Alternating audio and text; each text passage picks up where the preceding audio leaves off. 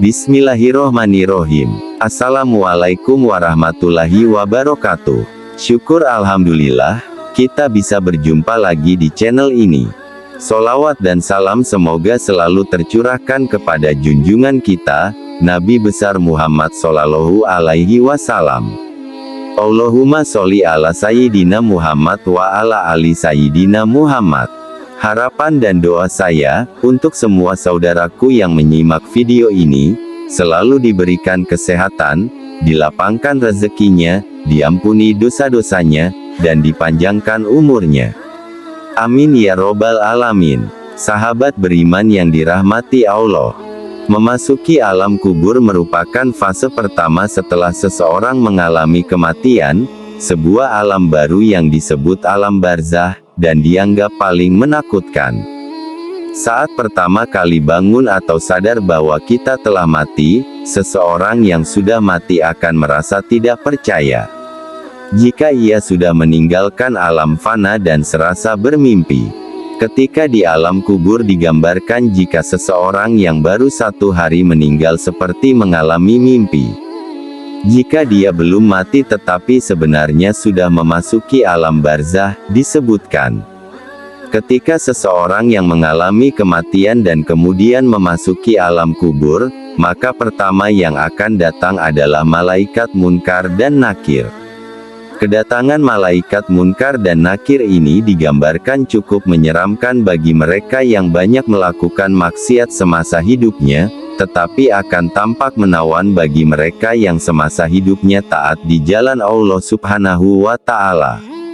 Ketika pertama kali berhadapan dengan manusia di alam kubur, maka ada 6 pertanyaan yang akan diajukan oleh malaikat munkar dan nakir. Adapun 6 pertanyaan di alam kubur ini menentukan perjalanan selanjutnya. Apakah dia akan ditempatkan bersama para nabi, ulama, dan umaro di surga, atau justru memasuki neraka dan dihisap terlebih dahulu? 6 pertanyaan itu adalah: 1. Men rabuka? Siapa Tuhanmu? 2. Ma dinuka? Apa agamamu? 3. Men nabiyuka? Siapa nabimu? 4. Ma kitabuka? Apa kitabmu? 5. Aina kiblatuka? Di mana kiblatmu? 6. Men ikhwanuka? Siapa saudaramu? Benarlah demikian, kehidupan alam barzah atau kehidupan alam kubur banyak disebutkan dalam Al-Quran dan hadis serta siksa-siksanya yang tanpa ampun bagi mereka yang berdosa, tetapi akan mendapatkan kelapangan dan ketenangan bagi umat yang beramal soleh.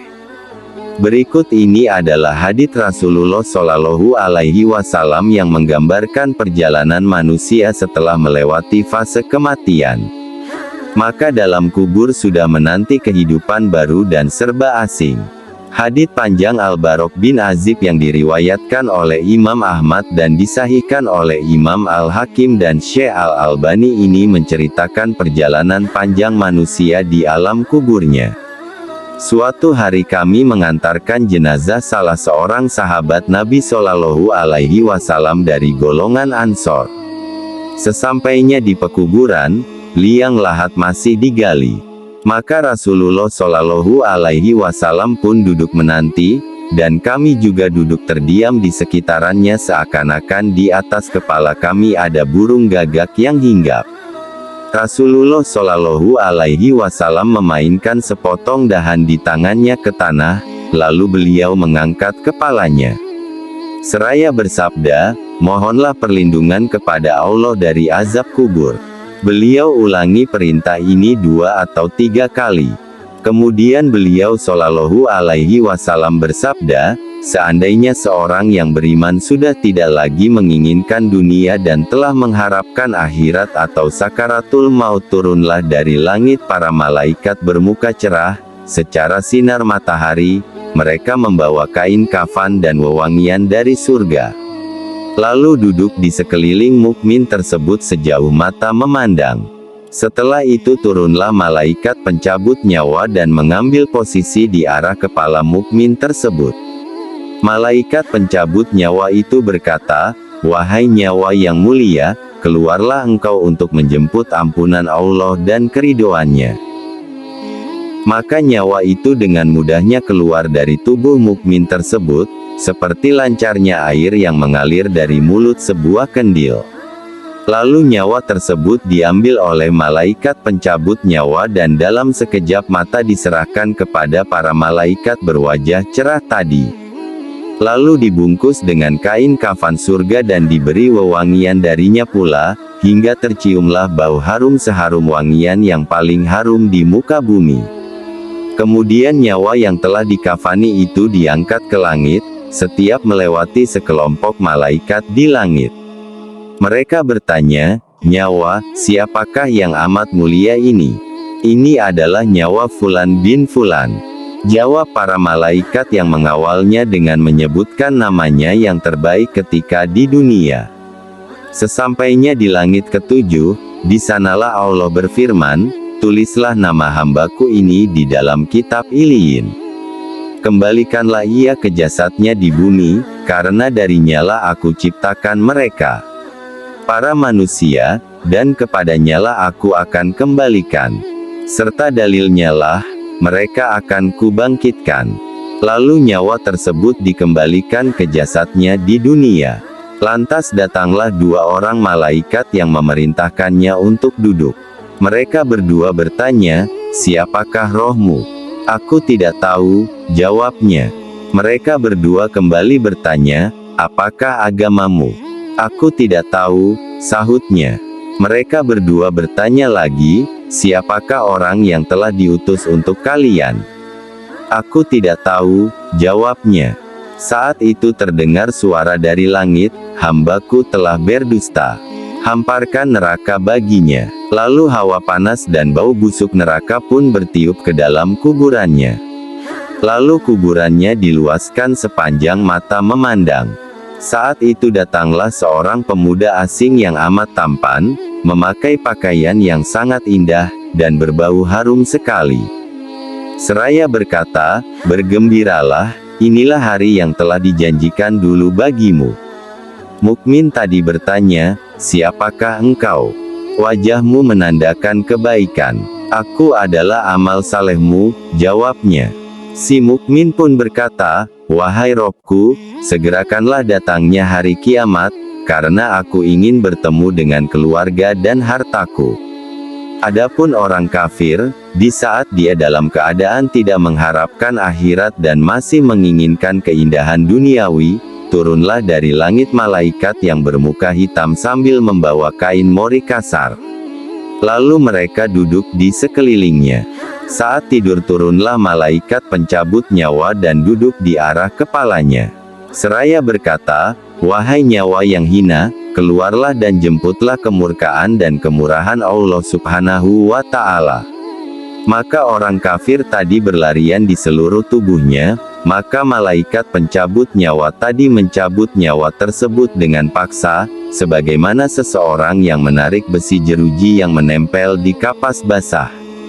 Begitu nyawa tersebut sudah berada di tangan malaikat pencabut nyawa, sekejap mata diambil oleh para malaikat yang bermuka hitam yang ada di sekelilingnya. Lalu nyawa tadi segera dibungkus dengan kain mori kasar. Tiba-tiba terciumlah bau busuk, sebusuk bau bangkai yang paling busuk di muka bumi. Lalu nyawa tadi dibawa ke langit. Setiap mereka melewati segerombolan malaikat, mereka selalu ditanya, "Nyawa, siapakah yang amat hina ini?" "Ini adalah nyawa Fulan bin Fulan," jawab mereka dengan namanya yang terburuk ketika di dunia. Sesampainya di langit dunia, mereka minta izin untuk memasukinya, namun tidak diizinkan.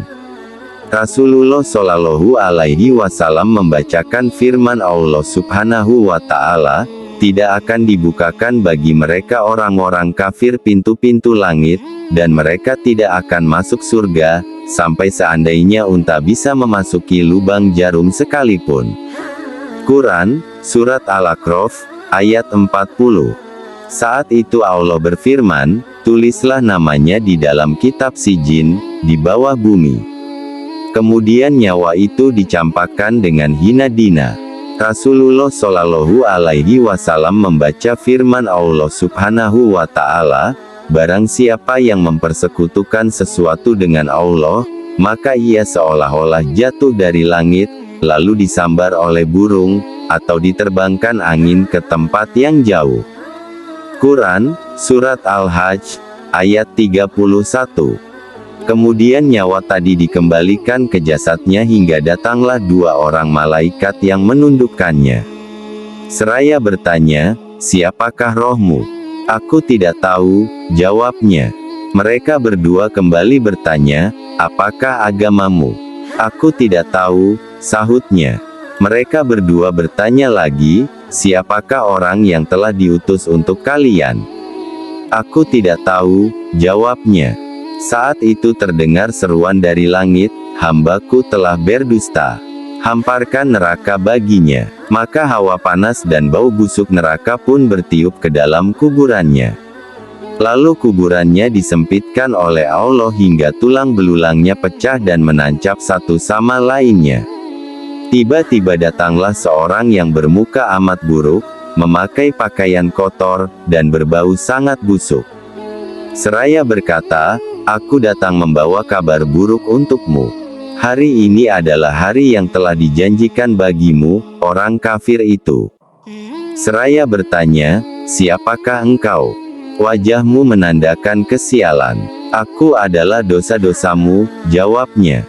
"Wahai Robku, janganlah engkau datangkan hari kiamat," seru orang kafir tadi. Sahabat beriman yang dirahmati Allah, itulah gambaran bagaimana kondisi seseorang yang sudah berada di alam kubur. Semua akan ditentukan lewat amal dan perbuatannya semasa hidup di dunia. Tentunya, hal ini menjadi pelajaran bagi kita semua agar menjalankan perintah Allah dan menjauhi larangannya. Lantas, bagaimana dan apa yang harus kita lakukan untuk menghadapi kematian? Maka kita perbanyaklah amal ibadah, bahkan agar terbebas dari siksa alam kubur, dan bisa menjawab 6 pertanyaan itu. Selain menjalankan semua perintah dan menjauhi larangan Allah, kita harus tetap memanjatkan doa. Berikut ini adalah doa agar terlepas dari siksa alam kubur yang diajarkan Rasulullah Shallallahu Alaihi Wasallam. Allahumma inni auzubika min azabi jahannam, wa min azabil qabri, wa min fitnatil mahya wal mamat. Ya Allah, sesungguhnya aku berlindung kepadamu dari siksa neraka jahanam, dari siksa kubur, dan fitnah kehidupan dan kematian, serta dari kejahatan fitnah al-masih ada. Amin ya robbal alamin. Wallahu a'lam bishawab. Demikian yang bisa saya bagikan. Jangan lupa jika konten ini bermanfaat untuk like, komen dan share kepada teman dan saudara kita semua. Semoga bermanfaat untuk kita semua. Amin ya robbal alamin. Aqulu qouli hadza wa astaghfirullahi li wa lakum, fastaghfiru innahu huwal ghafurur rahim. Wassalamualaikum warahmatullahi wabarakatuh.